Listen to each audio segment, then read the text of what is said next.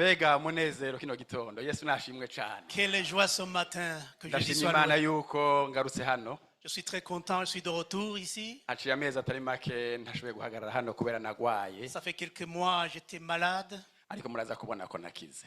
mais je suis guéri, je me suis remis. Nari mu mubabaro mwinshi cyane.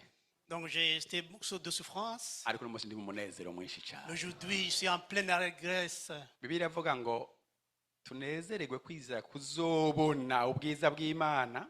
La Bible dit, soyons très contents de voir la bonté de Dieu à venir. Ngo ariko si ivyo vyonyene. Mais ce n'est pas seulement cela. Tunezererwe n'amarushwa yacu. Soyons très contents de nos souffrances. Uko nyine bivuze même très fier. Très fiers de Imaginez-vous. nos souffrances. Kuko marushwa yacu atera kwihangana. Parce que nos souffrances nous permettent de patienter. Kandi ngo kwihangana kugatera ukudatsindwa no kugeragezwa. Et la patience conduit à la victoire, à la tentation. Bivyo bintu bivamo ngenda bimeze. Sentez très bien Bangahe son bifuza corollaire kudatsindwa no kugeragezwa. qui pense que Ah ne bon? pas vaincre Bakeya de la bangahe tentation, bifuza kudatsindwa no qui kugeragezwa. souhaite ne pas être vaincu par les tentations. Ngira mwatinya inzira yijayo. Parce que probablement vous avez peur du chemin. Ndabitahura. Je comprends très bien.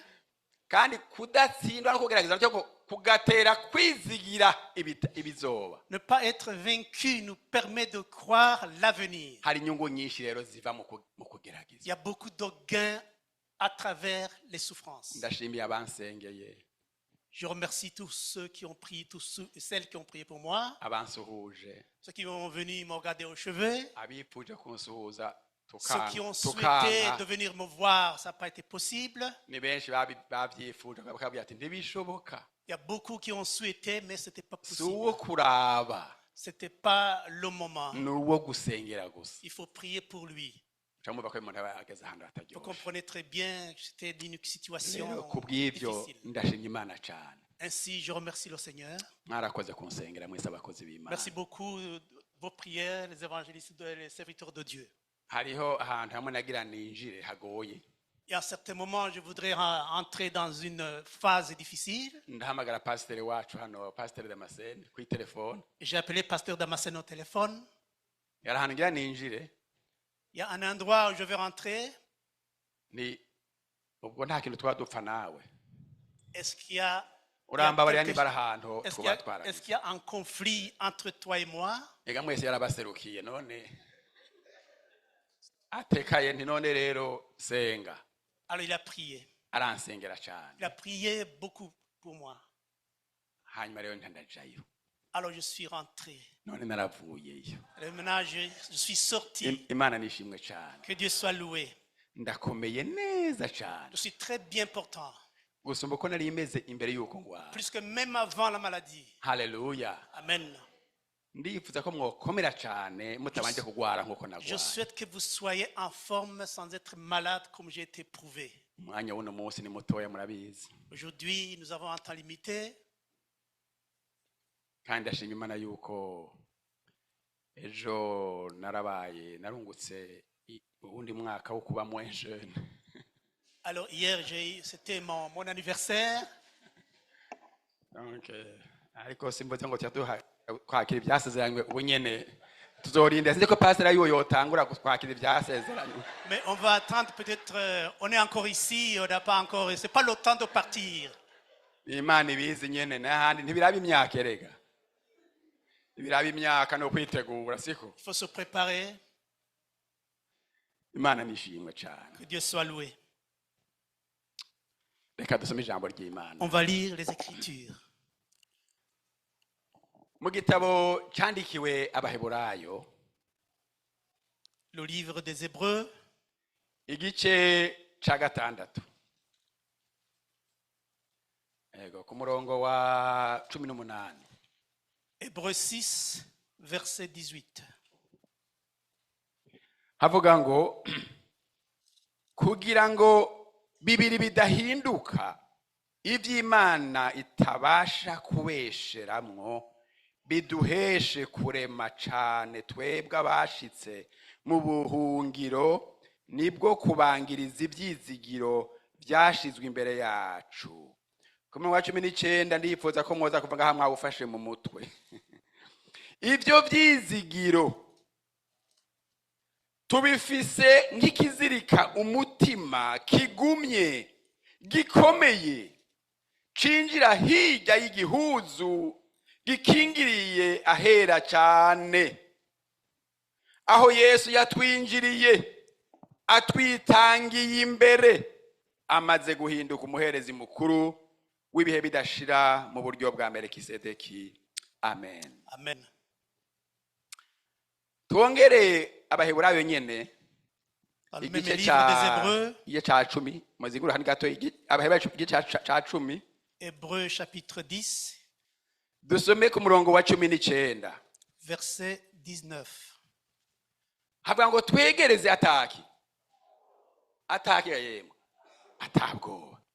Umuntu ahubwiye ati ari umuntu mwiza canke wubaha akavuga ati ntutinye, egera egera ntutinye. Ubona nk'amadanje, hari amadanje menshi canke wamwubaha cane canke uvuga akikuje abakuru benshi ati wewe egera ntutinye, urasubira gutinya. Imaginez-vous quelqu'un vous invite Urasubira à approcher gutinya. sans peur. Yesu avuga ngo twegere ataki. Jésus nous dit Atabwoba. approchez sans peur. Dusome rero. Nuko bene data ko turi n'ubushizi bw'ubwoba bwo gushikanwa hera cyane n'amaraso ya Yesu, duciye mu nzira yadutoboreye nsha iri n'ubugingo ica mu gihuzu gikinze, bisobanurwa ngo mu mubiri wiwe, kandi ko dufise umuhereza akomeye aganze urugo rw'Imana. Twegereze dufise imitima y'ukuri, twizeye ataki atamazinda, imitima yacu icucagiwe, wivanemwe ibitwagiriza ibibi, imibiri yacu yuhagijwe amazi meza, tugumye ukwatura ibyizigiro byacu ndi kunyiganyige, kuko wasezeranye ari uwo. Amen. Yesu nashimwe cyane. Que Jésus soit loué. Wasezeranye ni uwo. Celui qui a une promesse, il est digne de foi. Maze iminsi nitembagaza muri kino gitabo cy'Abaheburayo, J'ai eu le temps de lire ce livre des Hébreux. kiraryoshe cyane, C'est un livre- mpema cyo gutahuza. C'est passionnant. C'est un livre très passionnant. Ni igitabo cyerekana ingena Yesu Kristo yaje C'est un livre qui montre comment Jésus est venu. ari image directe ya se, Était comme image de son Père. kandi aza afise izina speciale yiswe n'Imana ngo ubaye umwana wanje. Il est venu avec un nom spécial qui dit tu es mon fils, Yamyeho n'Imana imyaka yose, qui a vécu éternellement yamyeho yitwa Jambo w'Imana. et toujours été parole de Dieu. Yesu ni Jambo w'Imana. Jésus, c'est la parole de Dieu. Mugabo umunsi umwe uyu Jambo yambara umubiri, Mais un jour, cette parole s'est habillée de la chair. araza mu nda y'umudamu y'umuntu witwa Mariya, aravuka nk'umubebe, Il est entré dans les enceintes de sa mère Marie et il est né comme un bébé. ariko muri we yari yuzuyemo Yesu. Haleluya. À lui, il y avait Jésus. Hanyuma icyo gihe cya kera bakiri kumwe nyine ku mwijima, imyaka ya kera ntituzi umwaka uwo ari we. Ces temps immémoriaux, on ne connaît pas exactement la date. Umunsi umwe Imana iramubwira iti, Et un jour, Dieu lui a dit, Jambo, parole, wewe Yesu, toi Jésus, ndakwisa kandi kazina, je te rebaptise. ndakuvyaye, Tu es né de nouveau. ubaye umwana wanje, Tu es mon fils. ubaye ubura bwanje. Tu es mes entrailles. Sindakuvyaye nk'ugiye kuba umwana aganzwa mu buryo bwo kongera kuguhonyorako. Je t'en fais pas comme un enfant qui sera opprimé. Nkeneye umuntu azoganza urugo rwanje. J'ai besoin de Haleluya. quelqu'un qui va diriger ma demeure. Numva bizontera iteka mvuze ngo niyo uganza urugo rwanje rwose. C'est un honneur si tu es responsable ou leader de ma demeure. Haleluya. Amen. Iki kitabo rero cyerekana ngena Yesu asumba ba Mose, Alors ce livre montre bien qu'il est au-delà. Baroni, Moïse, Baroni, asumba ibimazi byose byatangwa Il est au-delà des sacrifices qui ont été immolés. aje kuba ikimazi gikuraho ibindi bimazi Il vient d'être un byose sacrifice qui enlève tous les sacrifices possibles. azanye amaraso ataho yo kwitiranwa Il a n'amaraso porté y'intama le n'ihene sang qui n'est pas comparable au sang des animaux.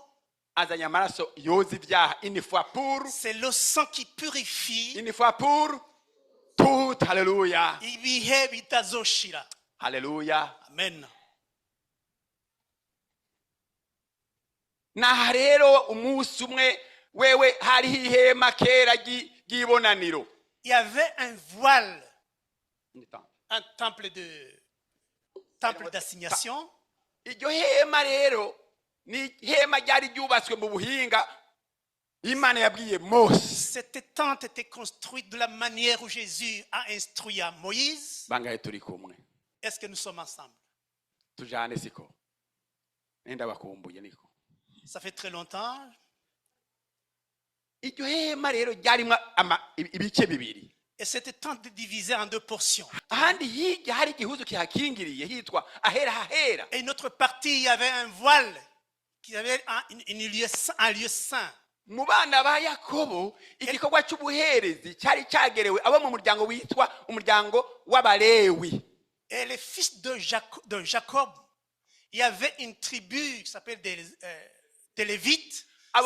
C'est ceux-là qui étaient destinés à donner les sacrifices. abo balewi bonyene Et ces Lévites, nibo bavamwo abaherezi c'est parmi ces n'abazora tribus, on peut appeler les sacrificateurs. hari abazokubaka ibintu, hari abazozana ibiti, Il y a ceux qui ont apporté les hari branches pour la construction. abahakubura, Donc, ils vont nettoyer, abazozana izo ntama bakazinjiza. qui ont amené les moutons, les brebis. uwo muryango w'abalewi niwe mose avukamwo. C'est de cette tribu des Lévites la naissance de Moïse. ndashaka umutahura ibintu bimwe igihe muzosoma bice byoroha. Je voudrais très important que vous puissiez comprendre. umuryango w'abalewi ni umuryango uvukamwo mose, La tribu de Lévites, kandi mose maze ko yavukana na c'est la aroni. tribu d'appartenance de Moïse, Moïse qui était le frère d'Aaron. aro no muri uwo muryango w'abalewi rero Et dans cette tribu des Lévites, inzu ya aroni yonyene la maison seule d'Aaron, niyo yonyene yari yemerewe gukurwamo abaherezi, les grands c'est la sacrificateurs. seule maison qui était approuvée pour provenir des sacrificateurs. turacyari kumwe? Est-ce que vous me suivez? nta mwana wo kwa mose cyangwa uwundi mwana azovyagwa n'abana bo kwa mose kirazira ko azogenda kuba umuherezi mukuru. Aucun autre enfant issu de Moïse qui pouvait devenir sacrificateur, kiretse aroni excepté Aaron n'umuryango wiwe. et sa famille. murabyumva gatoya ngaho? Est-ce que vous me comprenez? rero aho hantu ahera hahera Ce lieu saint, ho hari hateye ubwoba, c'était un peu terrifiant. hari igihuzu kihakingiriye. Il y avait un voile qui cachait ce lieu. aho naho nyene rero aroni umuherezi mukuru wenyene Et le principal sacrificateur Aaron seul, yajayo rimwe mu mwaka. il rentrait une fois l'année. muba ahantu haguma hugaye toute une année. C'était hermétiquement rendez-vous close. compte siko? Toute l'année, c'était fermé. rimwe mu mwaka Une fois l'année. agaca yinjiye atwaye ikimazi Il rentrait avec le sacrifice, cy'ubwoko bwose bw'abisirayeli. pour la présentation de toute la tribu nawe nyine d'Israël. agaca yitwarira ikimazi c'ivyaha vyiwe, Mais chacun portait son sacrifice de ses kandi péchés. akagenda agiye guku Et il tremblait. kuko Parce que agiye nabi n'ivyaha yagira gute yagwayo. Parce que s'il rentrait souillé, il pouvait périr. mu kujayo rero apfiriyeyo ntibinjira kumukurayo. Alors s'il mourait dans ce lieu, personne ne pouvait l'enlever. baramushyirako umugozi n'inzogera On le ligotait avec de matière sur le bras, des genres de, uko ariko aragenda n'isonete. dans une sonnette. Quand il marchait, ça criait, ça sonnait. bataracyari muzima, On dit il est encore vivant. agatanga ibimazi Ah, il donnait les sacrifices. agaheza, Il finissait, bakaza abona aragarutse, puis il revenait. bati turahariwe, Il dit nous sommes pardonnés. turaronse imbabazi z'umwaka wose, Nous avons le pardon de toute l'année. dusigagira l'année prochaine. Il est resté l'année prochaine. zani imbabazi zimara iki nazo nyene hagati y'umwaka C'était bamwe un batanga pardon ibindi bimaze d'une durée d'une année. izo mbabazi ntizari zisubiriye Alors, ntibyari byo kwizerwa. nicyo gituma yari amategeko akomeye la loi. C'était la loi très dure. Yesu mu kuvuka Et à la naissance de Jésus-Christ, ntazoca muri iyo nzira y'ibyagezwe. Écoutez il ne bien, passera pas par cette voie de la loi. azoca ku muntu Mose atavuze ku ikintu. Il passera à travers une personne inconnue à Moïse. Mbere umuntu afise une histoire vraiment un peu louche, excusez-moi. Une personne qui n'est pas reconnue, qui n'est pas célèbre. Yavutse mu muryango wa nde wa Yuda. Mwama Il est mubivuga né siko dans la famille de Judas. Yuda rero murumva yuko atari Lewi, mwabyumvise. Vous comprenez, parce que Judas n'est pas un Ntimuzose Lévitique. kubyitiranya rero siko. Yesu ni intambwe yo mu muryango wa nde. Jésus est le lion de la famille de Judas. Haleluya. Amen. Ndanezerewe ko mucumvise. Je suis très content parce que vous avez compris. Hanyuma rero amajambo twasomye mu Baheburayo 6. Et les paroles que nous avons partagées à Hébreux chapitre 6. Imana yaduhaye ivyizigiro vyinshi muri Yesu. Et Jésus nous a donné la foi en Jésus-Christ. Yaduhaye ivyizigiro vyinshi. Vous avez beaucoup d'espérance. Haleluya. Amen. Uno munsi turavuga ivyizigiro. Haleluya. Aujourd'hui, on va parler d'espérance. Ivyizigiro bikomeye cyane. Espérance ferme. Ivyizigiro bikomeye cyane. Espérance ferme. Mw'ivyo vyizigiro tubifise nk'ikiziritse umutima. Et cette espérance, comme il est attaché à nos cœurs. Haleluya. Amen. Tuvuze ngo ivyo vyizigiro tubifise nk'igiki. C'est comme une corde sur notre cœur. Mu Gifaransa bavuga ngo ancre. Bajya twasubira ngo ni ancre, ngo comme une ancre. Ancre ni ibintu by'ubwato, ku bwato. Ni ikintu bita inanga. Bakaje by'ubwato ntabyo nzi cyane, ariko ngo bacita inanga. Ah, c'était comme harpe. Ancre. Hamwe twasoma mu Baheburayo 6 kuri 19. Urumva? Icyo kintu cyitwa ancre ni kintu iyo hari umuyaga mwinshi cyane mu bwato. Quand il y a beaucoup de secousses dans le bateau, baca bakirekura, on lâche. Kigatuma ubwato buca buba stable. Et le bateau devient stable. Imihuhuti, imipfunda myinshi bigatuma ubwato budatinzira ngo buzimire cyangwa bumeneke. Même s'il y a beaucoup de vagues, le bateau continue. Murakitahuye gatoya. Vous avez bien compris. Mugabo twebwe icyo kizirika umutima ndikija hasi. Mais nous, cette encre qui va au fond. Kija hehe? Hejuru, haleluya. Il va en haut, pas au fond. Ngo hirya y'igihuzu gikingirira hera. Et derrière le voile qui cachait le lieu saint. Murumva ko kidushikanaga yemwe. Est-ce que vous comprenez? Ibyizigiro dufise. L'espérance que nous avons. Ibyizigiro Yesu yaduhaye. L'espérance qui nous a été donnée par Jésus. Ibyizigiro Imana iduha mu ijambo ryayo. Cette espérance que nous avons à travers sa parole. C'est ikintu cyoroshe. Ce n'est pas chose simple. Ni ikintu cy'agaciro. C'est quelque chose de grande valeur. Cyahindutse ikintu kizirika umutima wanje. Ce qui est attaché sur mon cœur. Gifata umutima wanje hamumbona ngaha. Qui tient mon cœur. Kiragenda iyo hejuru. Et ça continue en haut. Kikakirinjira n'ahantu hatinjigwa. Et il rentre même des lieux inaccessibles. Amen. Alléluia. Ngo aho Yesu yatwinjiriye. Jésus lui-même, il est entré pour nous. Atwitangiye imbere. Qui nous a précédés. Alléluia. Le mot précurseur. C'est précédé. Ngo yaratwinjiriye. Il nous a précédés. Yahinjiye amono. Donc il est rentré. Yinjiye mu izina ryanje. Vuga ngo amono. Nimuvuga ngo mu izina ryanje. Yinjiye amono. Il est rentré à mon nom. Yinjira ahantu ahera hera amono. Il est entré en lieu saint des saints. Bibiliya ivuga ngo wewe ntiyinjiye mu ihema nkarimo ryo kwa Mose ryubatswe n'intoke z'abantu. Il n'est pas entré dans la tente de Moïse faite par les hommes. We yagiye direct ahantu mu ijuru.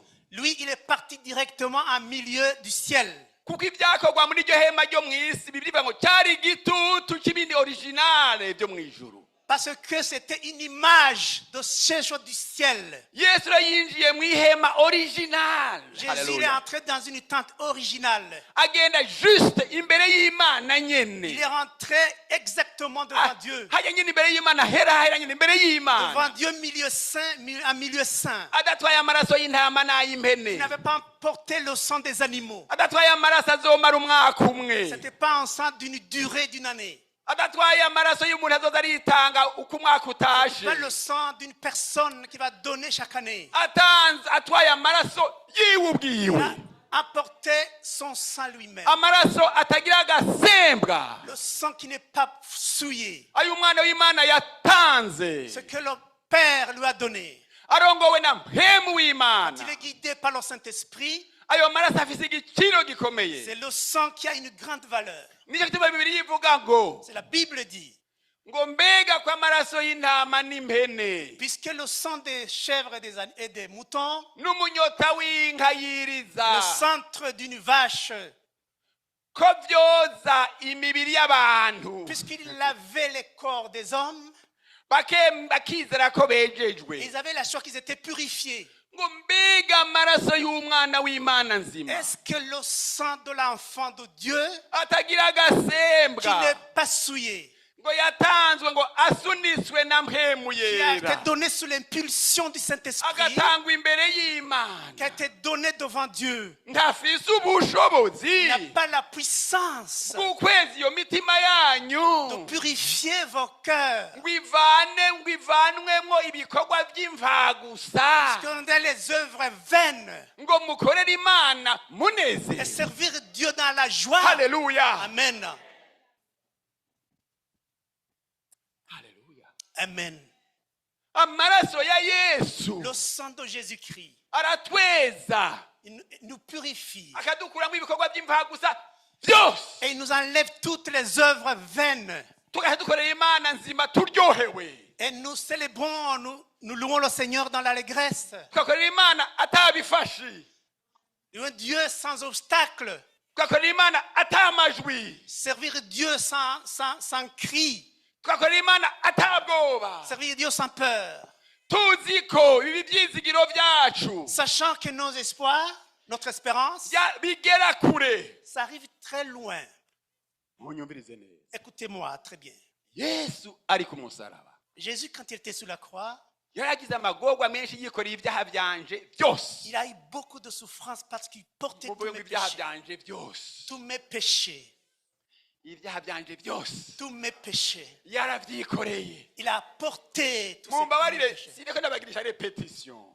ne s'agit pas d'une répétition. C'est parce que nous avons lu la parole de Dieu qui dit: gardons, prononcez notre ferme espérance. C'est là que nous avons lu Hébreux chapitre 10, probablement verset 20, 10-23.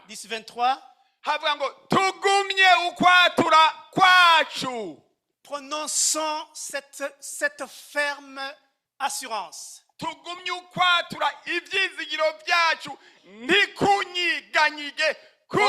notre ferme espérance, parce que c'est lui qui nous a promis si digne de foi.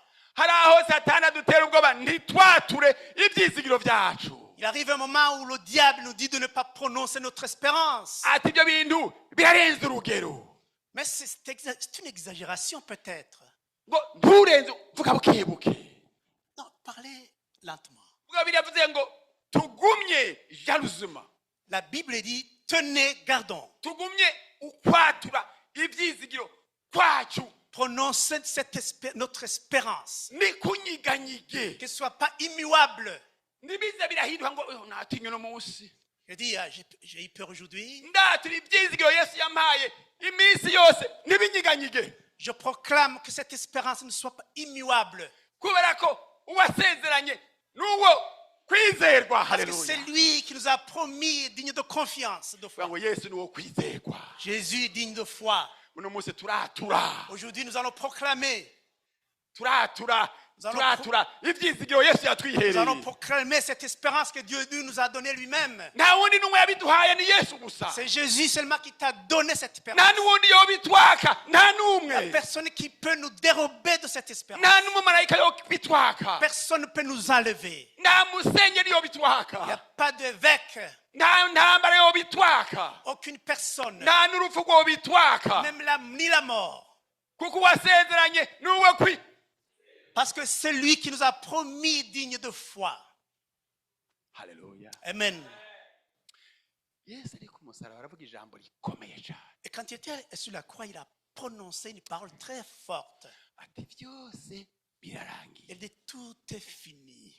harya abo mu mpwemu abera bo mu mpwemu bose Les saints dans l'esprit, bakomye amashi ntazigina abayakoma, ils ont applaudi. bati imana iraneshereje abantu bayo. Il dit c'est la victoire de son peuple de Dieu. yesu aricunguriye ubwoko Le bwiwe, Dieu vient de sauver tout son peuple. arihumanuriye ubwoko bwiwe bw'ibihe bidashira. Il vient de purifier son peuple éternellement. abamarayika barakaya barirukanga hasi no hejuru, Ils ont remué le ciel et la terre. abamarayika baramanutse, Les anges ont descendu. bamwe bagenda kumva, Alors ils sont partis sur le abandi sépulcre. barakayangana baciyo hiyo, Les autres, ils sont partis différents coins. shetani aranyegera, Et le diable est caché. abadayimoni baranyegera. Les démons sont cachés. hanyuma yesu acikanye iyo hiyo ku musozi y'igorogota, iyo hiyo kure, Et à la mort sur la montagne de Golgotha, iyo kure nyuma très y'igisagara, loin, loin de la ville, abantu bahari kuri rya hema ry'ibonaniro riteye n'ubwoba, donc il y a les gens qui étaient rassemblés à la tente kuko d'assignation. bose ntibashye bagenda kuraba bagena yesu apfa, Et tout le monde, bagumye ku bikorwa by'ibyagezwe byabo, ils sont continués sur leurs œuvres. bahari ngaho baravye ibintu byabo, Ils ont continué les œuvres selon la loi. baza babona hamwe hatarabwa, Alors, ils ont gardé un milieu qui était autrefois inaccessible. hamwe hari cya gihuzu gikingiye ahera hategerwa, Derrière le voile, caché par le voile, abantu bari ngaho hantu les gens qui étaient réunis à ce lieu, baza babona icyo gihuzu ils ont vu le voile, ata muntu n'umwe agikozeko, sans que personne ne le touche. bose barabuka, Tout le monde regardait. gitabutse Ils étaient détruits, divisés en deux. gihera hejuru À partir du haut, ngo mondrrr. c'est déchiré jusqu'en bas. abantu yamaze turahwereye turapfuye Ils ont dit, nous sommes morts, turabonye ahera hahera, Ça va nous venir de voir le lieu saint. barahamagarana bati bibaye nimuze murabe ha hantu Venez haragaragara, regarder. Venez regarder. nyaruka mufuke. Regardez, venez couvrir. bati ariko ko tudahwera abagabo, Il dit, bati ko tudapfa abantu, puisque nous sommes morts, bigenze gute ko ahantu tutaharaba ko tudapfa bigenze mais nous sommes morts, nous regardons cet endroit, mais nous, ahantu baroni vivants. bose bagenda bahinda agashitsi, Ah, les gens qui tremblaient autrefois, ko tudahwera bigenze gute, puisque nous sommes toujours vivants. reka kurabayo, Il dit, il ne faut pas regarder. abandi abo bariterekeriye turabe bazi, Mais ceux qui sont curieux ont percé leur vision, leur regard. bakabona isanduku yari inyegejweyo yubatswe n'inzahabu gusa, Ils ont vu l'arche construite de l'or. indani hari ibintu bitarabwa, À l'intérieur, il y avait des choses qu'on ne pouvait pas voir. hariyo agasanduku karimwo manu, Il y avait une petite arche où se trouvait la manne.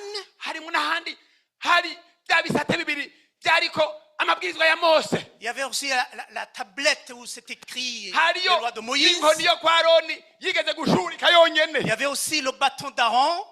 habavu hariho n'ahantu batangira ibintu bimota neza, Et à côté, il y avait un endroit où on donnait de l'encens. baraharabuku Ils ont regardé.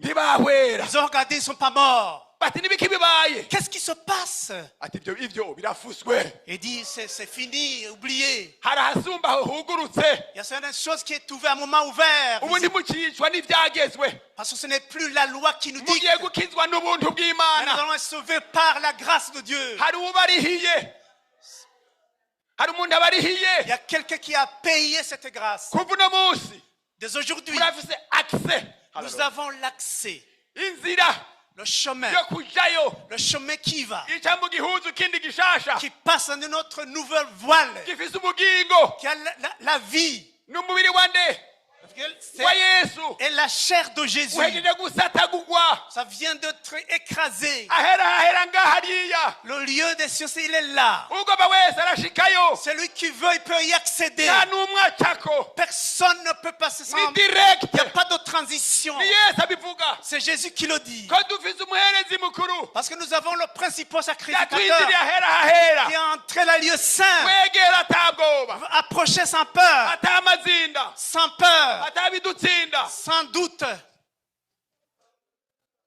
Ce qui a twinjire mu rugo rw'Imana entrer dans la maison de Dieu. direct Et-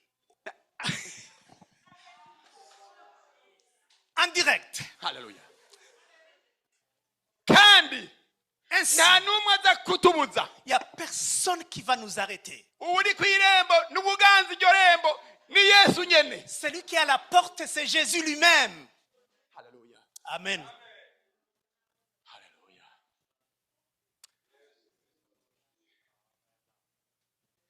haleluya Amen.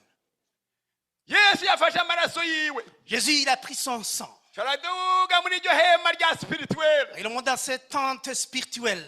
arinjana ahera hahera Il est rentré le milieu de Saint des Saints. asanga aho Imana yicaye Il ibyagiye a trouvé assis l'Éternel. ati bite mon fils Il a dit, mon fils, ati felicitation urakoze mwami Yesu. uratsinze si Turatsinze, urakoze mwami abantu Yesu. barabohotse Les gens viennent te délibérer. abantu barabohotse Tout mon peuple est libéré. abantu bagiye kwidegemvya Maintenant, le peuple est libre. abantu bagiye kuririmba Mais le peuple vont chanter. haleluya Amen. haleluya Amen. oh haleluya Amen. haleluya Amen. Yesu nashimwe Que Jésus soit loué.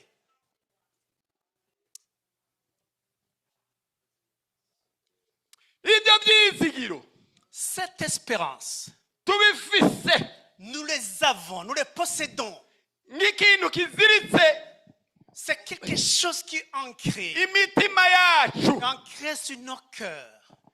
kigenda kikinjira kigapenetra Il peut naître à l'intérieur. kikinjira hera hahera Il entre dans le milieu saint, le saint des saints.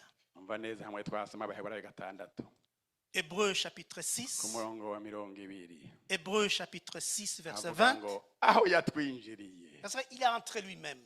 haleluya aho yinjiye on our behalf akamwereza karaje nako nyene siko aba Baheburayo 6 kuri 19:20 ngomba ko aya majambo muzavugira muyafashe ku mutwe Je souhaite que, abajene je sais que vous retenez le verset 19 et le verset 20. ku mutwe mudoze muravyatura birakomeye ibyo bintu Proclamer ces choses sont très importantes. bivuga ngo ibyo byizigiro Cette espérance, tubifise nk'ikizirika umutima nous la possédons comme une encre de l'âme. gikomeye Sûre, kigumye solide. bivuga ngo bivuga ngo sur no mose bashaka ko tuvuga sur est solide ni kuvuga nticucika kiva ngaha ku mutima wanje nyene siko Ça veut dire c'est nimukibona attaché à ariko mon cœur. nimukibona siko ariko umuntu yizera akibona siko Mais c'est quelqu'un qui a la foi qui peut le voir. hari ikintu kikiziritse umutima wanje C'est ngaha quelque chose qui est ancré dans mon cœur. kikarangurura Et ça continue, ça pénètre. n'imbere hari indani imbere y'Imana Ça pénètre au-delà du voile. aho Yesu yanyinjiriye Là où Jésus est entré lui-même. ntabwo Yesu yavuze ngo j'entre au nom de Noé J'ai dit, je rentre au nom de Noé. j'entre au nom de Noé J'entre au nom de Noé. papa Ninjiye mu izina rya Nowa. papa abari yasi ati papa Il a mana dit, Père, aha ninjiye mu izina rya Nowa je rentre au nom de Noé. ndimo bikengera ibyo bintu Il ne faut pas mépriser cette chose. birabaraba Ça vous regarde. genda vyatura Je le proclame sans peur. nawe ushireho izina ryawe Et tu mets ton nom. ntiyahinjiye ku izina ryiwe Il n'est pas entré sous son nom. wewe yarahamenyeye na kera Lui, il était d'habitude, il vivait là. wewe mu kwinjira ntiyatwara amaraso Lui, rentré, il ne prenait pas le mugabo sang. kubera ko yinjiye ku izina rya Christophe Mais puisqu'il est entré sur le nom de aravuga Christophe, ati papa Il dit Père, aha ndinjiye ici j'entre. aha ninjiye ku izina rya nowa Ici j'entre sous le nom de Noé. andika nowa ngaha Écris Noé ici. andika na christophe ngaha Écris Christophe ici. andika na faustin ngaha Écris Faustin ici. andika ngaha na yohana ngaha Écris Jambo ici. na damascene Il dit Pasteur Damascène. reka amazina yanyu ariyo murabyumva amazina yanyu yo Vos noms sont inosa déjà inscrits. uvuga inosa Vos noms sont déjà inscrits. andika na inosa ngaha Écris Innocent ici. aha naho niwandike desire Écris Désiré côté. hariho ntuze na roger Même Roger. n'uwundi yitwa desire uramubona Désiré également. hariho nasivye ngaha basha yo mukunzi ya nyanda gukunda nyine gashira na jambo aha rero mwese ngiye kubavuga mwese byoshoboka mwese vuga izina ryawe Je ne peux pas nommer tout le monde. yanditse izina ryande Mais tu proclames ton nom. yanditse mu izina ryande yanditse mu izina ryande En nom de qui? biraryoshe cyane ibyo bintu C'est très agréable. iyo confusion mu ijuru si confusion Qu'est-ce que cette confusion soit dérobée. aha ninjiye mu izina ryabo Je rentre en ton nom. kandi ngiyeyo comme précurseur Et je vais comme précurseur. muri ya verset 20 nikivuga iyo verset 20 nikivuga Le verset 20, D'accord, mais Hébreux madame chapitre Mouyagumi. 6, verset 20. un précurseur n'umuntu ki n'umuntu yinjira ava siko C'est quelqu'un qui précède une mugabo hariho chose. uwundi aje mu nyuma siko Et il y a une autre personne qui va ati rero suivre. ngaha niho yesu atwinjiriye Donc c'est lui le précurseur. atwitangiye imbere C'est lui notre précurseur. kandi aremewe Et il est accepté. niwe muherezi mukuru aruta abandi C'est lui le principal abandi sacrificateur. baherezi bose byaheze iyo mu isi Et tous les sacrificateurs, c'est fini leur mugabo œuvre. we warinjiye nk'umuherezi mukuru Mais lui il rentre comme principal sacrificateur. murambara umwanya ntiworonka wose ngo mu buryo bwa melikisedeki Comme le nom de Melchizedek. ariko muko kurumva nta mwanya wanjanye hageze yinjiye ngo mu buryo bwa melikisedeki Il entend au nom de Melchizedek.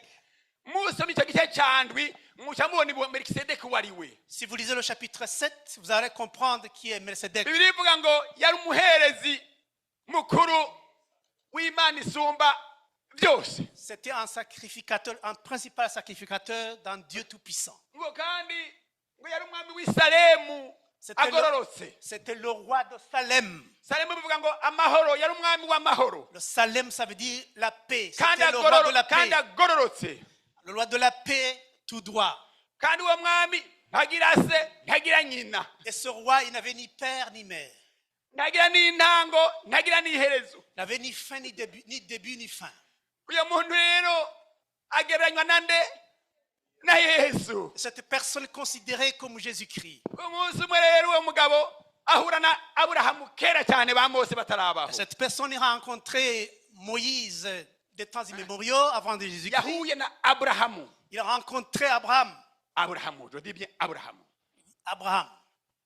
burya aburahamu na mose sinovuga ngo ndabagira abansi mugabo baratandukanye cyane Ça veut dire que Moïse et Abraham sont deux personnages différents. kuko aburahamu yabayeho ibyagezwe bitaraza Parce que Abraham a vécu avant la loi. ahabwa isezerano ibyagezwe bitaraza Il a eu la promesse avant la loi.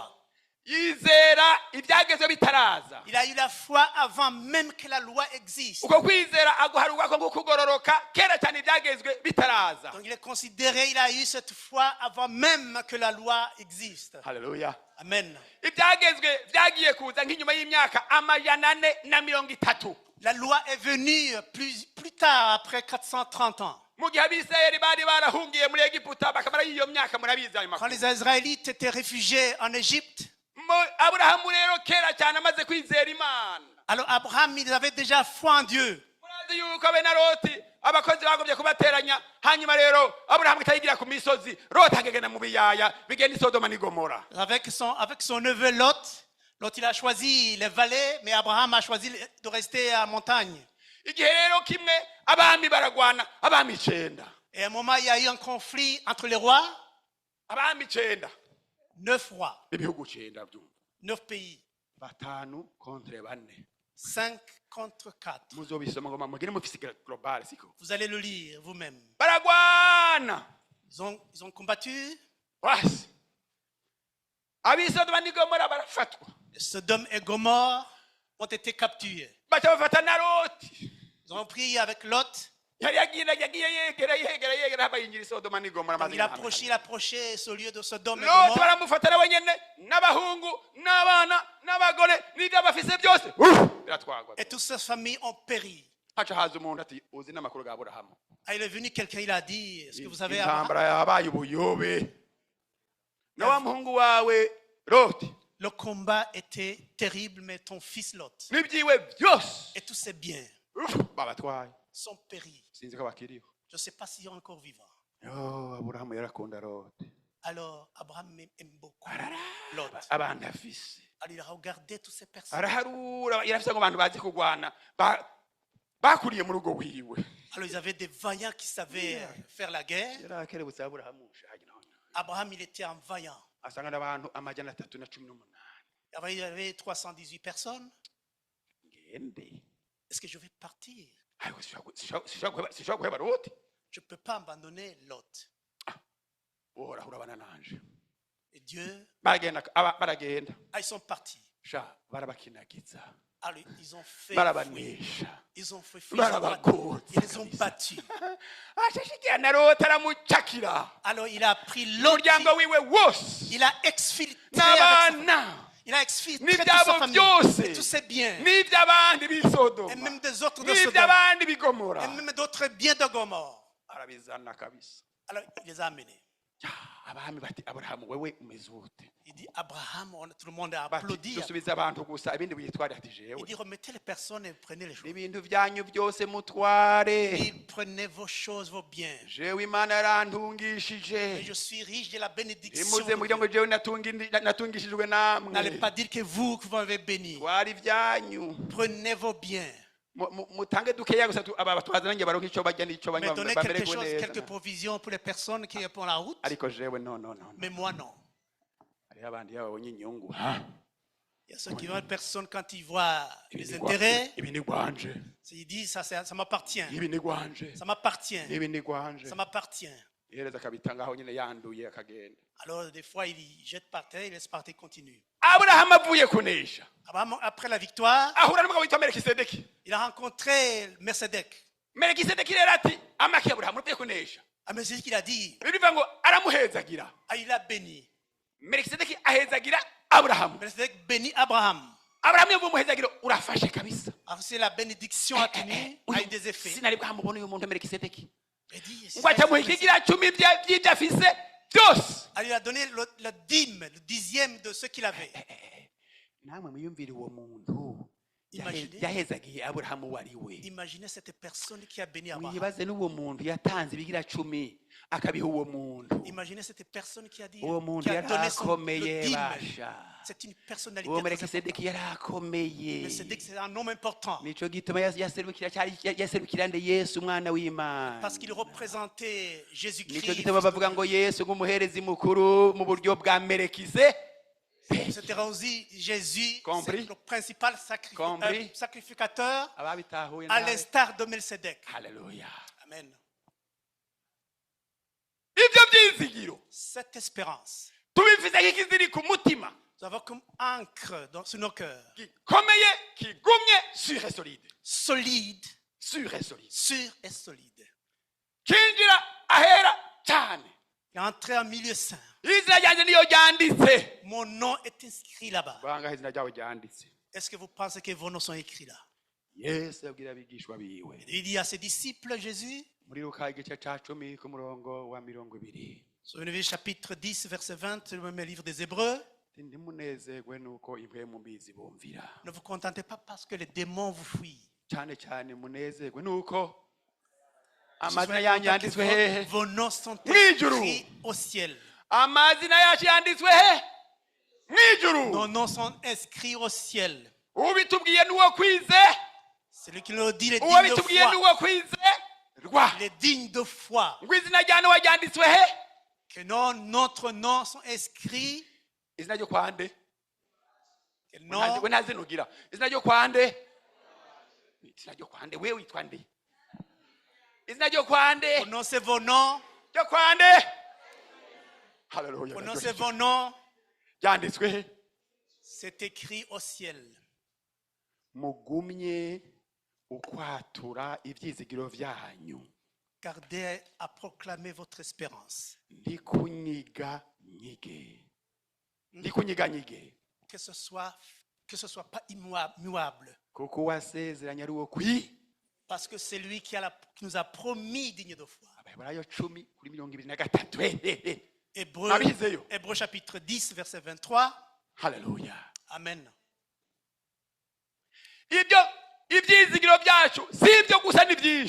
Cette espérance, ça ne se limite pas tout simplement. Nous avons beaucoup d'espérance. La première espérance, c'est le salut. Alléluia. Amen. Regardez le livre d'Éphésiens. Vous allez lire le chapitre 2. Éphésiens chapitre 2. Éphésiens chapitre 2, verset 1er. Haleluya. Aha murabyizeye ngo namwe yarabagize gute nanje yarangize muzima namwe yarabagize bazima hamwe mwari mupfuye mwishwe n'ibicumuro n'ibyaha byanyu ibyo mwagenderamwo kera nk'uko iby'iyisi bigenda mwumvira umwami w'abaganzi kirere niwe mwe muyikorera mu bantu bintabarirwa kandi natwe twese twahora muri bo kandi natwe twese twahora muri bo kera mu kwifuza kw'imibiri yacu tugakora iby'imibiri n'imitima byacu bigomba kandi mu kameremere kacu rega twarabokurakirwa nk'abandi bose ariko Imana kuko ari umutunzi w'ikigongwe kubw'urukundo rwayo rwinshi yadukunze hamwe twari tugipfuye yemwe ntitwari bwakizwe twari twishwe n'ibicumuro byacu yatugiranye bande bazima nande na Kristo bani inkomezi zacu zadukijije ubuntu nibwo bwabakijije yatuzuranywe nawe itwicarikana nawe ahantu hehe ho mwijuru twe twarimutse tuba ahantu ho mwijuru turi muri Kristo Yesu kugira ngo mu bihe bizoza ize yerekana itunga rihebuje ry'ubuntu bwayo mu kutugirira neza muri Kristo Yesu ubuntu nibwo bwabakijije kubwo kwizera navyo nyene ntibyavuye kuri mwebwe n'ingabire y'Imana ntibyavuye kubikorwa no nimuzosire kutundi muzobesha abantu ntibyavuye kubikorwa kugira ngo hoye kugira uwirarira noneho rero turi biremwa byayo twaremewe muri Kristo Yesu ngo dukore ibikorwa byiza iby'Imana yatubuye kera ngo tubigendere mwo. Haleluya. Hariho n'ibindi byizigiro. Il y a d'autres espérances. Twarakijijwe. Nous avons été sauvés. Dufise agakiza. Nous avons le salut. Abizeye Yesu. Ceux qui croient en Jésus, nous avons le salut. Bangahe bakijijwe? Qui sont? Narakijijwe. Vous êtes sauvés. Avyumva? Narakijijwe. Je suis sauvé. Ndavyatura. Je le proclame. Haleluya. Amen. Kubera iki? Pourquoi? Kubera ko Yesu Kristo yabisezeraniye ari wo kwize. Parce que Jésus qui m'a promis digne de foi. Kandi akijijwe kubw'ubuntu bw'Imana gusa. C'est grâce, c'est sa grâce de Dieu. Imaze kungiza ishishira ahantu nzoza kuba ahantu hitwa ahantu ho. C'est dans les lieux célestes. Abakolosayi. Colossiens. Kolosayi kabiri. Abikolosayi kabiri. Épître de Paul, Colossiens chapitre 2. Ku murongo wa 19. Verset 19. Non, ku murongo wa 12 mubari. Abikolosayi rimwe 12. Épître de Paul aux Colossiens chapitre 2 verset 12. Chapitre 1 verset 12. Colossiens chapitre 1 verset 12. Colossiens chapitre 1. Abyumvise. Abikolosayi rimwe kuri 12. Havuga ngo mwahabonye. Mushime data wa twese yabashoboje kuraganwa nabera. Umwandu wo mu muco yadukijije ububasha bw'umwiza aratwimura hetu atwimuke atwimurira mu bwami bw'umwana wiwe ameze gute akunda 14 naho muri niho dufise ugucungurwa la rédemption niko guharirwa ibyaha byacu. Haleluya, Amen. ibyo n'ibindi byizigiro. C'est d'autres espérances. Ngo dushime Imana ko twaye kuba abantu babaraganwa n'abera. Rendons Dieu parce qu'il nous a le partage des saints. Birazwi ko Nowa ari umuraganwa n'abera. On sait très bien que Noah est un héritier, il a l'héritage avec les saints. Kandi muri abo bera harimo umugabo umwe akomeye cyane. Et parmi ces saints, il y a un homme très important Yitwa nde? qui Yesu. s'appelle Jésus. Mwabyibagiwe. Ega turabaragwa b'Imana. Nous avons l'héritage, nous sommes des Kandi héritiers. turabaraganwa nande? Nous Nande? avons l'héritage en même temps avec Jésus. Yes. Ivyo mubigumye mu byature. Proclamer cette espérance. Tugumye ukwatura ibyizigiro byacu. Haleluya. Gardons cette espérance et proclamons cette espérance. Ko turi abaraganwa na Yesu. Nous sommes des héritiers avec Jésus. Kandi ko tubaragwa b'Imana. Et que nous sommes des héritiers de Dieu. Tuzoragwa umwandu uhoraho w'imisi yose. Nous héritons la vie éternelle. Ibyo ni ibyizigiro bikomeye cyane. Ça, c'est un héritage, une espérance très solide et forte. nk'ikiziri ku mutima J'ai wawe. comme un encre dans mon cœur. Kigumye gikomeye sur et solide. L'encre solide et sûre. Kagenda imbere hirya y'igihuzu Et gikingiye qui ahera cyane. continue au-delà du voile. Imbere y'Imana Caché le y'Imana sang des saints. nyene. Devant Dieu Aho lui-même. Yesu yanyinjiriye. Là où Jésus est notre précurseur. Akanyitangira imbere. Il est mon précurseur. Umuherezi mukuru.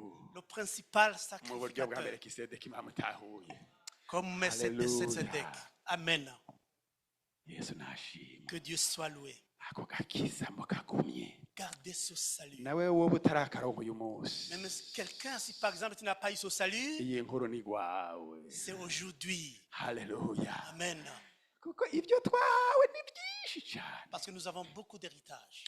Kuko ikindi kintu agomba ntitwibagirwe ko twahawe. Il veut toujours que nous nous souvenons, Umaze kwihana imbere y'umusaraba. après avoir repenti devant la Uti croix. Yesu ndumvise ko ibyaha byanje byose wabyikoreye. Il dit Jésus, je suis conscient que tu as porté tous mes péchés. Warankunze urukundo ntotahura. Tu m'as aimé indéfiniment. Noneho ibyaha byanje ndabyihanyakira byose. Alors je répands mes péchés, reçois mes péchés. Yesu acavuga ngo byose nararishe mwana wanje. Et Jésus va te répondre, j'ai tout payé, mon fils, ma fille. Ntihagire usubira kukuganza n'umwe. Que personne ne te prend sous son autorité. Ibyaha byawe byose narabyikoreye. J'ai porté tous tes péchés. Ntusubire kwikorera na kimwe. Ne sois plus alourdi par ces péchés. Ntusubire kwiyagiriza. Ne te culpabilise point. Ndakwejeje. Tu es saint, tu es pur. Uragororotse. Tu es droit, tu es juste. Haleluya, c'est bon mot. Haleluya. Ndarikunda iryo jambo. Ubaye umugororotsi. Tu deviens un juste. Kunyizeye. Pour cette raison, Kunyizeye. puisque tu as la foi en moi, Ubaye umugororotsi. tu deviens juste. Asicombera ijambo ryo kugoroka makama muri tahana ryonyene. Je souhaite que cette parole de Ariko juste twoba duhiriwe. que nous reste parmi nous après le culte. Imbere yuko ndangiza mvugira iryo kugoroka basi gusa. Après même que je puisse terminer, Ibice murashaka kwisema muri muhira. vous allez continuer à lire les Écritures. Abaroma 5 guhera kuri rimwe. Romains chapitre 5 à partir du premier verset. Abantu biga ijambo ry'Imana neza barandika ibice. Ah, ils vont écrire les chapitres. Hanyuma umunsi twasuye kubonana bakabitubaza. Et puis on va, pendant les jours de baptême, on pose des Canke muri questions. mu mihira yanyu mu makaritiye muhuye mugasiya mu karino ganza. Même vous pouvez rencontrer au quartier en groupe. Abaroma 5 guhera kuri rimwe. Romains chapitre 5, Havuga ngo premier verset. guhera ku murongo wa mbere. Umvenge ndahavuga ndahakunda. Aho handashitse rero. Ndashobora no kuryama nkirirwa ngaho nyene. Murambwira madamu wanje ntuno munsi ndakubarire. Ntinaronse amajambo y'Imana. Des fois, je dis à mon épouse, j'ai eu de très bonnes paroles. Nayariye. J'ai mangé. Nayitembagajemo. J'ai vraiment pris le temps de lire. Agashatwenga ati none munsi bayitembagajemo. Tu Nayitembagajemo. as pris le temps de fouiller cette parole. Numva nera. Alors je me sens purifié. nk'aba mukunzi yatubwiye ati uyu munsi rero ngaha turera de muramwibuka Vous rero kugiye ngaha nyine hatari ngaha aimez le mot du révérend pasteur? ayo Il a dit majambo qu'aujourd'hui, nous y'Imana sommes saints et aratweza blancs. de haleluya havuga ngo kuko twatsindanishirijwe no kumwizera Paul, chapitre 5. ego Romains 5:1 wahabonye Oui. puisque nous avons été justifiés par la foi nous avons la paix avec Dieu haleluya Étant donc justifiés par la foi, nous avons la paix avec Dieu par notre Seigneur Jésus-Christ.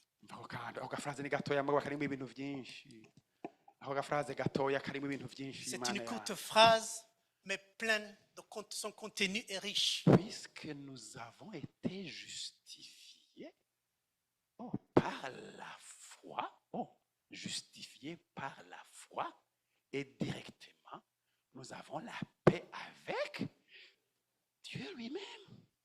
Il n'y a point de conflit entre moi et Dieu par Jésus-Christ. Je vais dire là-bas on dit justifié par la foi seulement. Est-ce que je n'ai pas besoin de faire quelques œuvres? Birashoboka kwezwa gutya n'amaraso ya Yesu Kristo. Est-ce que je peux faire nécessairement quelques œuvres? Birashoboka ko nokora ibikorwa bimwe bimwe. Non, les œuvres ne te permettent pas d'être justifié. Ibikorwa ntibizotuma twezwa. Non. Seulement la foi Ni ukwizera gusa kuzotuma twezwa. dans l'œuvre de Christ sur la croix. Igikorwa cya Yesu Kristo cyo ku musaraba. Je n'ai pas besoin de contribuer. Hein? Je n'ai pas besoin de contribuer. Ntibikenewe ntacyo nokora Sauf la foi. atari ukwizera. Et je deviens juste. Nca mba umugororotsi. Ngaca ndonka amahoro ku Mana. Et j'ai la paix divine. Kubw'umwami wacu Yesu Kristo. Grâce à notre Seigneur Jésus-Christ. Ni ukugoroka kuva ku Mana. Mugabo twebwe tugize iki? Twizeye. Tuvuga ngo twizeye. C'est la justice qui est une émanation divine Yesu par la foi. tuba justifié parce que twari dufite ibyaha byinshi cyane umugabo umwe aca arabyikorera byose nanjye nari naremerewe urubanza baruciye ngo baraza kunyica ngo baraza kumbamba nakoze ibyaha 1 2 3 4 5 6 7 8 des péchés énormes hanyuma nza numva gakurungwe ngo byaha byawe ngo hari umugabo ngo avyemeye ngo bibaye ibyiwe. Alors j'étais plein de péchés, mais il y a un homme qui est venu, il a dit, et voilà, j'ai porté tous tes péchés. Ça veut dire nous avons un certificat de liberté. Je n'ai plus de péché. Parce que Jésus a tout porté. Et allez-y en paix. Uri justifié. Uragororotse watsindanishirijwe. Watsindanishirijwe. Tu es justifié. Nta cyaha kikuganza. Aucun péché. Nta cyaha na kimwe wewe ucyagirizwa. Tu n'es pas sous l'autorité du péché. Yesu yabyikoreye. Jésus l'a tout porté. Nta condamnation n'imwe kuri kuri wewe. Aucune condamnation. Il n'y a point de condamnation pour ceux qui sont en Jésus-Christ. Nta gucigwa Romains urubanza 8. umwami Yesu Kristo. Romains 8:1. Hallelujah. Romains 8:1. Hallelujah. Nta rubanza ko ari muri Kristo Yesu. Il n'y a pas de jugement de condamnation. Abikorintho ba kabiri gatanu kuri 21. 2 Corinthiens 5:21. Havuga ngo umwe atigeze kumenya icyaha. C'est lui qui n'a jamais point connu le péché. Imana muhinduye icyaha ku bwacu. Il a été transformé en péché pour nous. Kugira ngo muri we natwe duhinduke ukugororoka kw'Imana reka gusinzira. Pour que nous puissions connaître la justice de Dieu. Pour que nous soyons justice de Dieu. Alléluia. Iryo jambo rirakomeye. C'est une parole puissante. Celui qui n'a point connu de péché. Dieu l'a fait devenir péché lui-même. Pour nous. Afin que nous twebwe devenions kugira ngo twebwe duhinduke la justice de Dieu. ubutungane bw'Imana. Non seulement être juste, mais être la justice de Dieu. ariko atari kugororoka mugabo ubutungane bw'Imana. Ibyo bintu nabigabiwe na Yesu. C'est Jésus qui m'a Nico donné ce don. gituma nkwiye kugumya ukwatura C'est pour ibyizigiro cette raison que je byanjye dois garder cette fermeté, l'espérance, proclamer l'espérance. bitanyiganyiga kuko uwasezeranye ari uwo. Rester inébranlable parce que celui qui a promis est digne de foi. dutsindanishirizwa kubwo kwizera, Nous avons été justifiés par la foi. si kubw'ibikorwa byacu. Ce n'est pas par nos œuvres. Iri jambo riragoye itahura ku bantu C'est une benshi, parole probablement difficile à comprendre pour la nicyo plupart gituma des gens. abantu benshi bamara inzoya. Nicyo gituma abantu benshi bamara inzoya. Inzoya. Parce qu'il y a beaucoup de personnes qui sont restées des bébés. Iri jambo ryo kugororoka La parole de justice. kubwo kutaritahura, Ne pas comprendre cette parole. abantu benshi bamara inzoya bamaze imyaka 10 barakijijwe. Beaucoup de personnes sauvées il y a une dizaine d'années, ils restent des bébés spirituels. Mabwira ko ndabeshe, reka turisobe gatoya. Abaheburayo 5 mu mabare tuyaduheze. Kuri kamwe muri bo n'iryo jambo muri tahana. Abaheburayo 5 nyene. Murabe ngene bamara inzoya. Hébreux chapitre 5, vous allez vous rendre Hébreux compte 5. qu'il reste bébé spirituel. Hébreux 5. Muri tware agomba kwamara uruyoya mu by'Imana. Murabe Hébreux 5 Hébreux chapitre 5, kuri 11. verset 11. Ndabifurije ko muhashira amaso mwese. Je souhaite que vous Abaheburayo puissiez lire ce 5 kuri verset. 11. Havuga ngo uko abakristo bakwiye kwira gutaya yemwe gukura mu by'Imana panda kwamara ababebe. Dusome mwumvirize.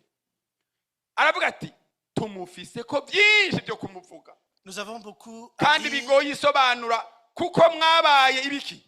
et des choses difficiles à expliquer parce que vous êtes devenus lents à comprendre. Mwabaye ibitumva naho mwari mugeze kubabigisha kuko mumaze igihe kirekire mwiga, mukwiye kongera kwigishwa namwe nyene ibya mbere by'itanguriro ry'ibyavuzwe n'Imana, kandi mwahindutse abakwiye gutungwa n'amata, si ukugaburirwa ibyo kurya bigumye.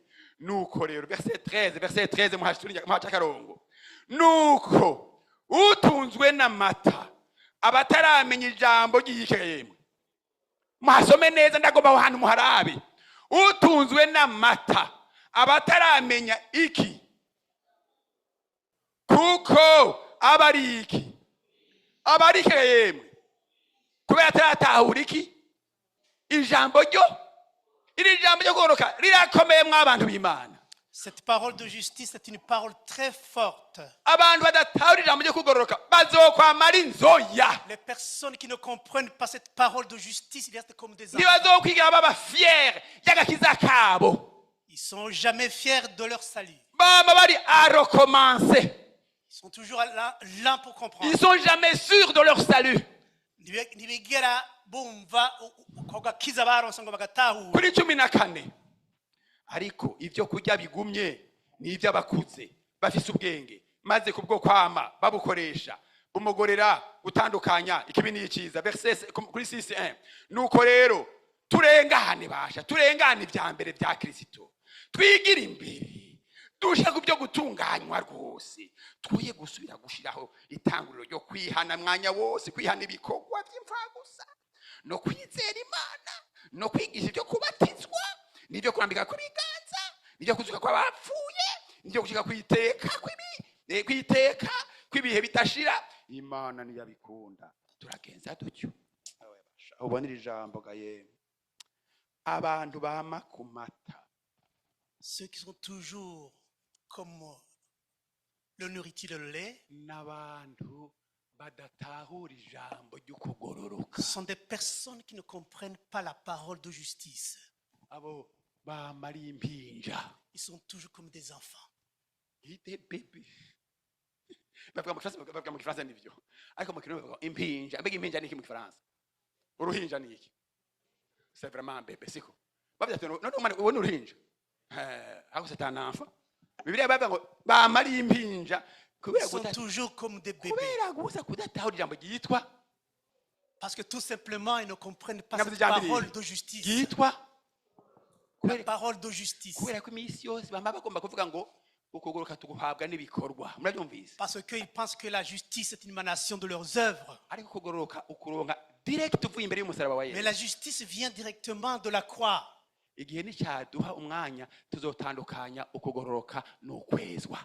Ça veut dire une fois, peut-être la fois prochaine, nous allons différencier la justice et la sanctification. La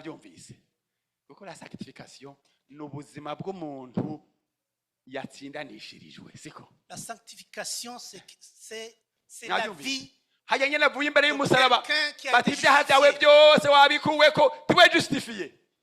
Si jamais à la croix tes péchés sont remis, ça veut dire que tu es justifié. Mbega kunezerewe, mbega kutwenga twenga, mbega kunezerewe, mbega kutwenga twenga, huyu musi niki, huyu musi niki. Aho ubona nezerewe, aho ubona ntwenga twenga, naronse ubugingo, ubugingo ni Yesu. Aho ubona ntwenga twenga, aho ubona nezerewe, naronse ubugingo, ubugingo ni Yesu. Ijambo ry'Imana rimbwira ko giye kugaruka. Hallelujah.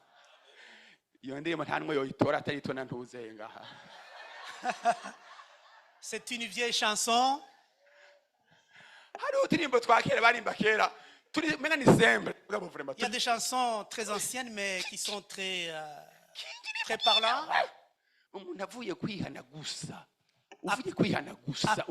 Après la première fois qu'il te répand. Si tu te répands correctement, ça veut dire maintenant tu es justifié.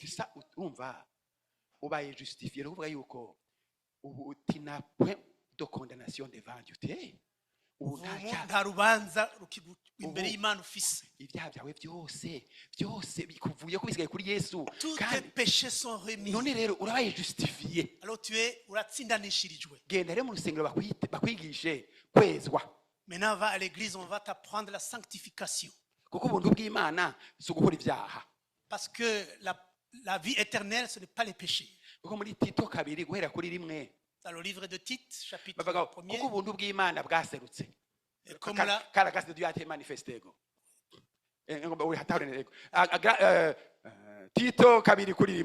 Tite, chapitre 2, verset 1er. Parce que la grâce de Dieu s'est manifestée et qui appartient à tout le monde le salut. Et qui nous enseigne. Ils enseignent tout dépouillement de nos respects de Dieu. Il ne faut pas mélanger la vie de Dieu et le péché. La grâce de Dieu a la puissance. La grâce de Dieu, c'est le vrai enseignement. Si tu as la grâce de Dieu, ça te prend le dépouillement, toute souillure de refuser de désobéissance à Dieu. Et pour toutes les convoitises du monde. Ça te prend de respecter Dieu et de la sagesse, toute la sagesse. Et tout en gardant l'espoir de venir de Jésus-Christ.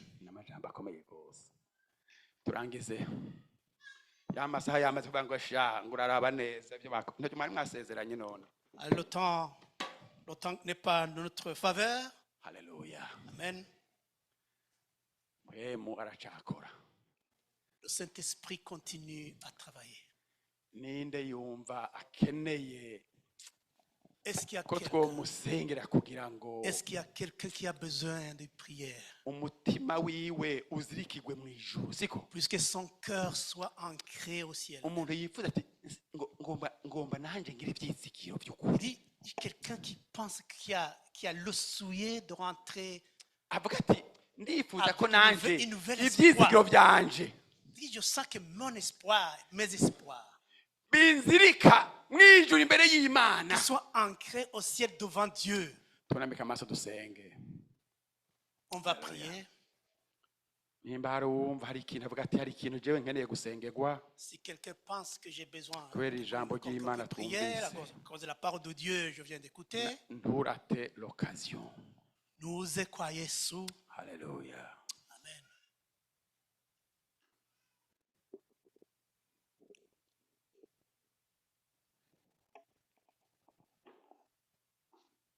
Haleluya. Hari ugomba kuza kwa Yesu? S'il y a quelqu'un qui veut venir à Jésus,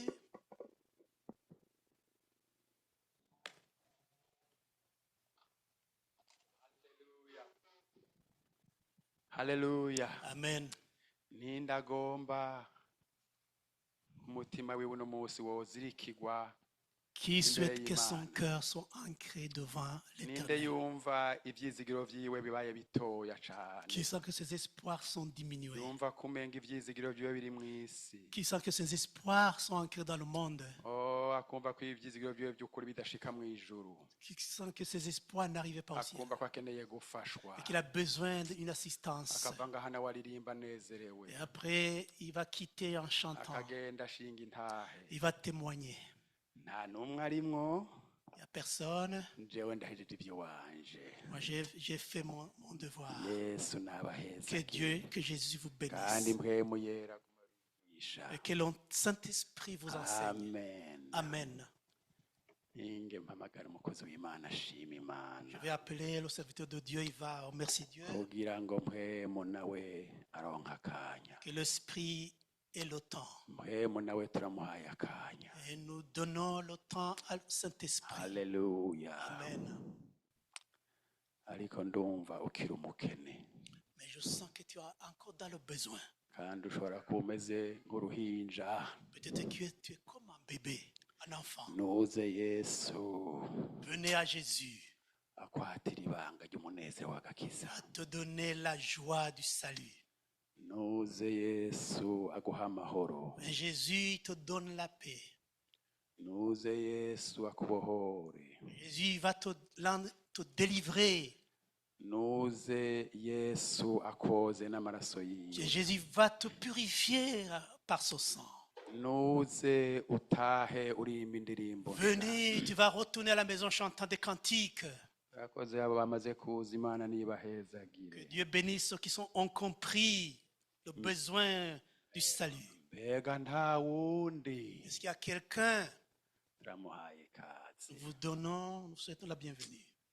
Mbega urakoze, mbega aho nta wundi mpwema ariko Il n'y a pas arabwira. que l'esprit est en train de chuchoter, de murmurer. Imana atabaga ntitwihuse nawe Nous ne sommes nuze. pas pressés.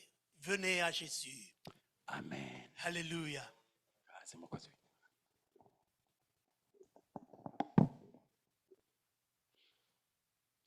Uhoraho Mana yacu, turaguciriye bugufi mwa kino gitondo. Turagushimiye urukundo rwawe rutagira akagero. Turagushimiye mwami ko wemeye kuza kwiremeka ibyaha byacu twese.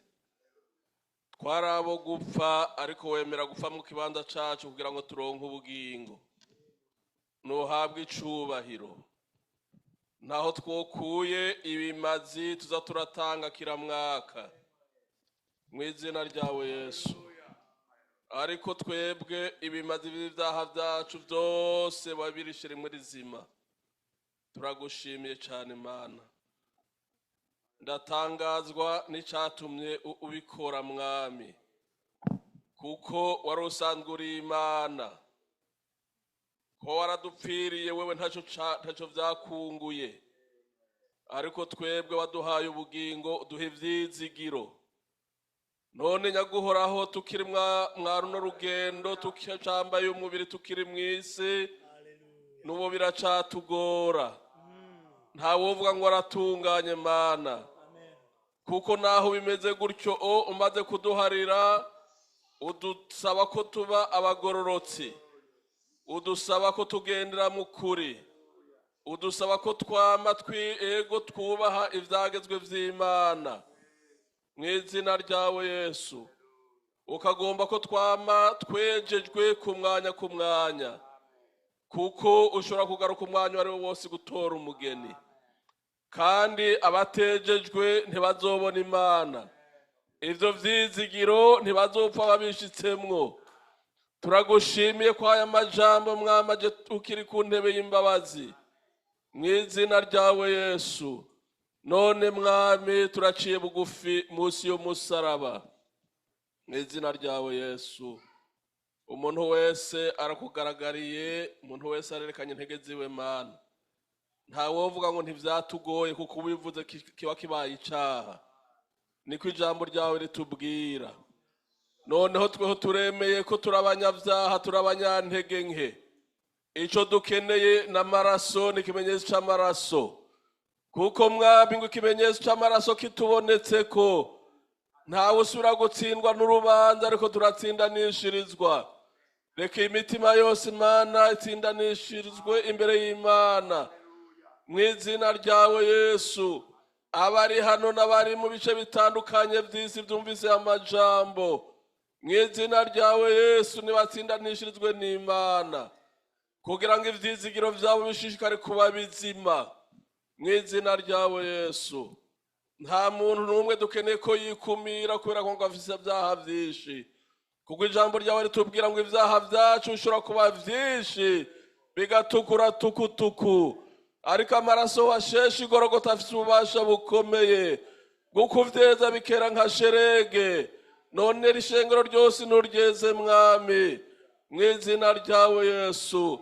Nuduharira utaduharuriye mana, hanyuma umunezero w'agakiza ugaruke mu mitima yacu, umuntu wese asubire kugira ivyizigiro, kandi twumve mwami umwanya wose twotanga amashimwe kubera ko watwitangiye, mw'izina ryawe Yesu.